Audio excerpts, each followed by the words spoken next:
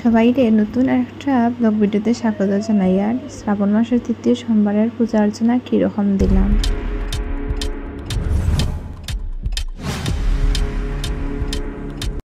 নমস্কার সবরে, আমি সুইটি বন্ধ ব্লগে সবরে স্বাগত জানাই আর ফেসবুক প্রোফাইল এবং ইউটিউব চ্যানেল থেকে।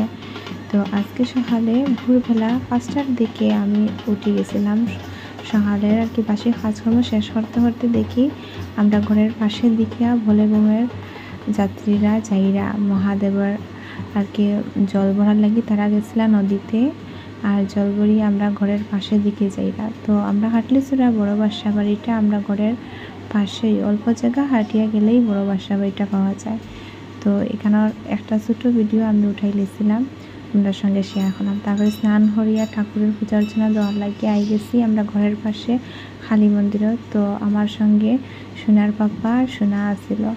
তো সোনা এই বছর প্রথম মাম্মি পাপার সঙ্গে মহাদেবের পূজা অর্চনা দিল, অনেক ভালো লাগছে। ওই কারণে ভাবলাম এত আনন্দের মুহূর্তগুলা আমার ফেসবুকের মধ্যে শেয়ার করে রাখি, একটা স্মৃতি হইয়া থাকবো।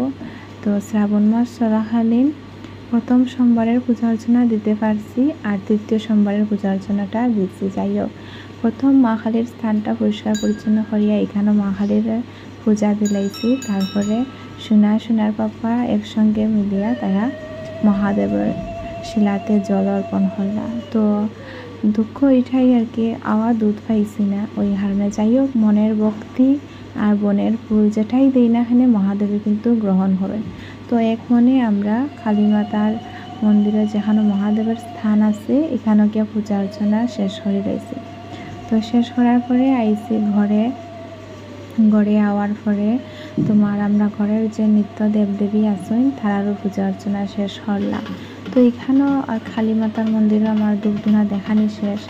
ঘরে আওয়ার পরে আবারও আমরা বড় বাচ্চা বাড়ির আর কি 2 নম্বর আর কি ভোলেবমের যাত্রীরা যাইরা। তো সোনা প্রথমবার ঘুমে আসছিল, তাই দেখছে না। তো দ্বিতীয়বারের সময় তাইরে নিয়ে গেলাম। তো অনেক আনন্দ লাগছে আর দেখিয়া তো অনেক ভালো লাগে।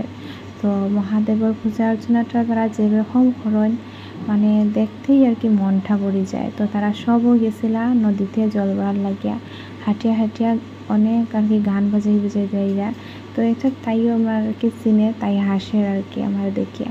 তো আমি হইয়া তুমি তাকেও আমার ভিডিওর মধ্যে দেখিও। তারপরে আই গেলাম ঘরে, আইয়া সব দেবদেবী নিত্য পূজা শেষ করলাম।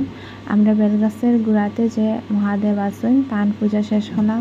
নৈবেদ্য ফলমূল যা লাগে সব কিছু দিয়া ধূপধুনা দেখাইয়া আজকের শ্রাবণ মাসের তৃতীয় দিনের পূজা অর্চনাটা এখানেও শেষ হইল। ফল প্রসাদ নৈবেদ্য প্রসাদ খাইয়া তারপরে সোনার পাপা রেডিতে গেলা গিয়ে আমিও লাইক গেলাম রান্না বাড়িতে। তোমরা কীরকম লাগলো ভিডিওটা জানাই।